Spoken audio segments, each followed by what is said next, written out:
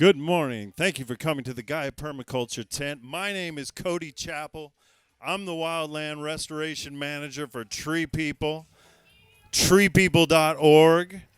Today we're going to be doing a little habitat restoration here in downtown Los Angeles, planting some homes and food for animals. I know people need homes and foods, but they get all the press. So how about today we give some homes and foods to some animals here in Los Angeles. So Tree People, what is Tree People? Tree People's been around 50 years. It was started by a teenager who was freaking out that the smog from LA was destroying all of the forests around Los Angeles and the mountains. And like other well-meaning teenagers, he freaked out with his friends. They collectively freaked out and started planting new generations of forests in the mountains. And here we are a half century later, doing all of that great work and more in campuses and streets and backyards and wildlands across Los Angeles. Hey, it's Edie Markovich, ladies and gentlemen. Edie Markovich setting up the, not merch, the marketing. There we go. Great. DisclosureFest. This is our third year at DisclosureFest. Adrian Valera is a good friend of ours, and he comes out all the time, every month, bringing other like-minded, fun, freaky folks out to help us heal the wildlands surrounding Los Angeles County, to return biological function to all of those lands. So what does that mean? Obviously, habitat value, homes and animals, homes for animals, some food for animals, some leverage and sanity to the wildfire regimes in our county, in our region, rainwater capture, and all of that other good stuff, habitat and life diversity.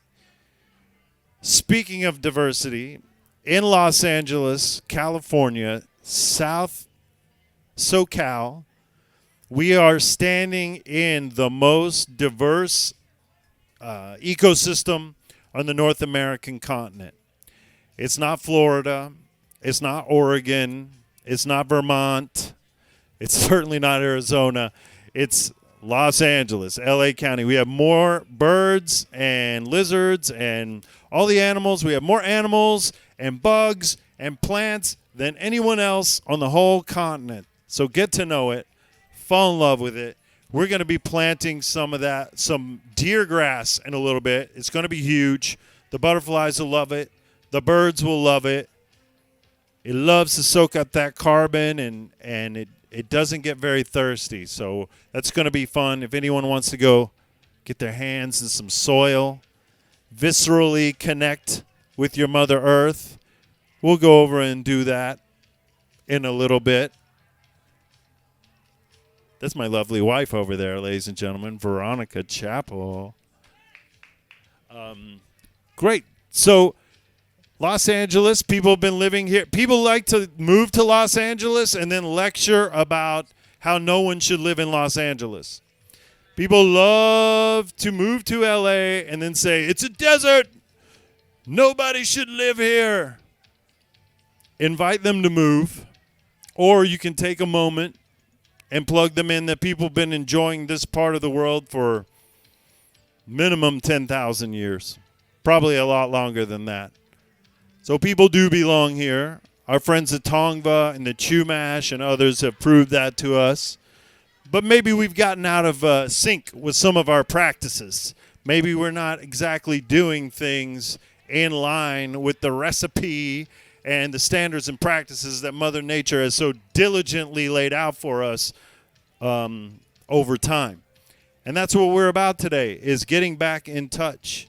Being back in touch with the plants, with the animals, and all of the great obvious and esoteric cycles of this piece of the world with which we find ourselves so fortunate to be in. We live in a Mediterranean climate. There's only 5 Mediterranean zones on the planet. There is us. You go south, there's Chile. You skip across the Pacific Ocean, you got Western Australia, you keep going west, you've got South Africa, and then you jump up to the OG Mediterranean that we all know and love. But only 5, and these are very special circumstances that create a Mediterranean environment. It's a place that's 32 degrees above or below the equator on a west coast with a mountain range. And so that qualifies us. And it's a very special place. Other parts of the U.S. have 4 seasons. We have 2. Warm, dry, and cool, wet. That's it. That's all we get. And so in the winter, that's when our plants and our trees are waking up. They're soaking water. They're stretching out. They're getting ready to flower and make fruit and seed. And in the summer, a lot of our trees and chaparral and things want to hibernate.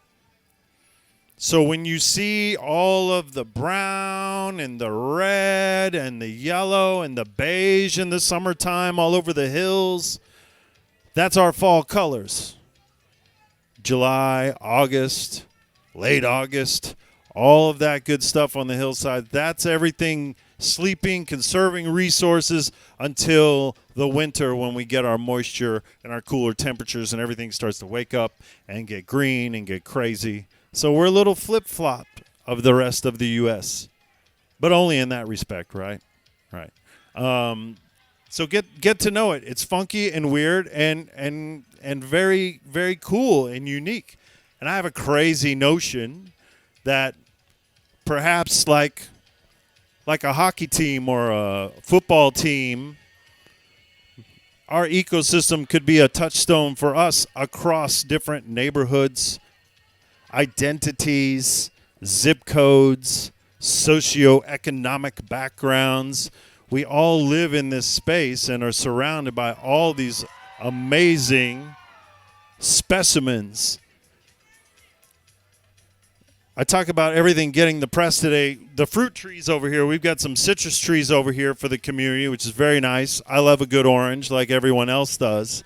But long before we had the big fat fruit trees, the grapefruits and stuff here, people were getting all of their food from the ecosystem around them. And we live in the most diverse ecosystem in the North American continent. So our buckwheat seeds and our sunflower seeds and roots and shoots and fruits, all of that was gleaned from all around us. We didn't eat apples and corn and all of those things. So we talk about bringing food to people. It's like we got to bring in a big fruit tree, but then we got to make sure you pick up the fruit so you don't get the rats and the roaches and everything else. And, we're surrounded by it. There are a lot of things that we would consider weeds all over the county, like mustard and horehound and things that are actually medicinals and foods that were brought here hundreds of years ago by people who didn't know what they were going to find here. So they packed the boat full of stuff they thought they were going to need and brought it over here. And then fast forward 300 or 400 years, and now it's everywhere, and it's a challenge. But I think that if we could just take a moment to reacquaint ourselves with the chaparral, with that shrubby, rangy, not always green, thorny stuff that we see everywhere. You start peeking into the chaparral, looking around, you just might find some old growth chaparral. And you find some old growth chaparral and you start digging through there, you just might find one of the remaining grizzly bear tunnels. Because that was our apex predator up until the last 100 years was the grizzly. So we had grizzlies all over the mountains. It's hard to imagine grizzly bears in a modern Los Angeles, but up until 100 years ago, that was our apex predator. Now it's probably more like the bobcat. People would say it's the mountain lion, but there's not enough of them to really be a huge factor. So it's probably the bobcat and then your coyote.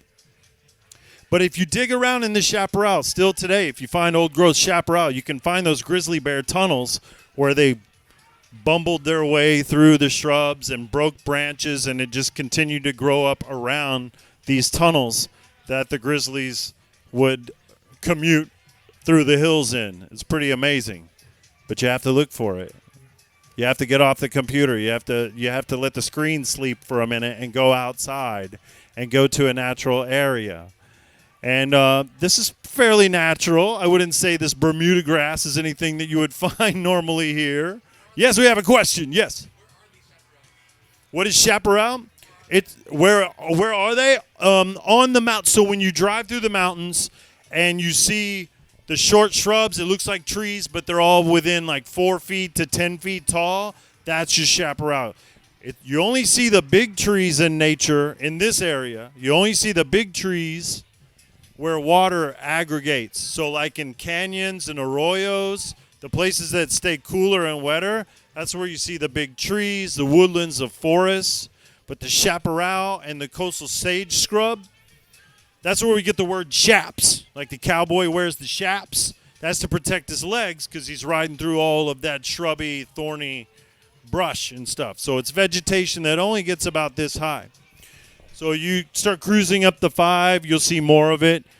We've had a lot going on down here for the last 500 years. So downtown looks, in biology, you would say it was disturbed, but it's actually just landscaped, right? So people have been planting whatever they felt like down here for a long time, which is fine in the city. But if we don't rehabilitate our natural landscapes, the forests, the chaparral, and the grasslands that have evolved here, then we're not supporting wildlife. Bugs are the base of the food chain, basically. If you don't have insects, you don't have birds, you don't have lizards, you don't have amphibians that eat those things. So if you don't have bugs, you have a huge problem on your hand. The problem with planting plants that aren't indigenous, that haven't evolved here over time, bugs don't eat it. So if you don't plant food for bugs, you're not planting food for birds or for squirrels or bears or all of that other cool stuff that we love so much. So keep that in mind. In the city, you can plant whatever you want around your house, but you could plant some of our native plants and start to attract wildlife. Make it a way station. Make it easier for them to commute across the county, going from one natural area to another. They need a place to rest. They need a place to sleep. They need something to eat. And by providing those natural, those indigenous species in your landscape, you can provide all of those services for your animals. Not only that, it gives you a window into culture over thousands of years. You could plant the latest apple cultivar and have a very cool, delicious apple in your front yard. But you could also plant some buckwheat or some prickly pear and connect your yard to cultures of thousands of years ago. So maybe take a little more epic perspective when you're populating your personal space with plant species. And then hopefully from that, animal species as well. We're going to be doing that today. I'm typically rebuilding and rehabilitating habitat in wildlands, so state parks, nature preserves, parts of the forest that have been severely damaged by human impacts or excessive wildfire or both or farming, and then we return that space to a natural status that supports wildlife, that is not prone to wildfire, and we're going to do a little of that today. So if this seems cool to you today, but you're like, okay, this is a taste, but I really want to sink my teeth into some habitat, we're always out on the weekends, every weekend, Saturdays, a lot of Sundays, out in the creeks. Tomorrow we'll be at Topanga Creek, where Topanga Creek dumps into the Pacific Ocean. That is an estuary for anadromous salmonids. In not Latin, that is a place where steelhead trout can enter and spawn. So the Southern California steelhead trout is endangered, and that's one of the few places that it can enter in the south here and go up the canyon, find a mate, fall in love, lay some eggs, and make some baby fish. And then when those fish get bigger, they will make their way back to the ocean, and the cycle repeats. So if you want to come support a little habitat for an endangered fish species tomorrow, we'll be down in Topanga Creek doing that. And come on, walk the talk. Recycling is so 80s. Come out and build some habitat, okay? You can still recycle. That's fine. But come on. It's not enough. We need you to do more. Come out, put a shovel in the ground, hold a plant, tussle its roots a little bit before you put it in a hole in the ground, and feel that connection of actively participating in the regeneration of biological services. And that is regenerative to all of us. When you start to make food and homes for animals, you start to make a little home for peace in your heart. And it's a little cheesy, or vegan cheese substitute, but it's true. Once you start to participate in these activities like habitat building, like getting to know and reacquainted with your ancient native plant species, suddenly you find that you have more in common with everyone around you, that you feel like you belong here, even though you may have only lived here a matter of months or years. There are people that have lived and died their whole life in Los Angeles and never knew that they lived in the most biologically diverse region of the entire continent. And it's sad. There's probably a lot of people who live and die in Los Angeles and never know that they live in the Mediterranean, that there's only 5 Mediterranean zones on the planet, and we're fortunate enough to be one of those 5 Mediterranean zones. So if you know someone like that who doesn't know that they live in the most biologically blessed area of the whole continent, they don't know they live in the Mediterranean, hip them to that. They will be excited. I think it blew my mind. When I moved here, everyone told me it was a desert. It's the most ridiculous thing. It's dry, but if you've been in LA for more than a day, you realize there are no sand dunes. There are no camels, no Joshua trees here. It's not a desert. It's never been a desert. It's been under the ocean. We've been under the ocean like 12 times in the last bajillion years, but it's never been a desert. Unless we really goof it up, then it could be a desert. But we're not going to let that happen, right? So the desert is an amazing ecosystem all on its own, but it's 2 hours that way. So spread the word. Los Angeles is a vibrant Mediterranean ecosystem, the most diverse biological ecosystem on the North American continent. And we're in the middle of it.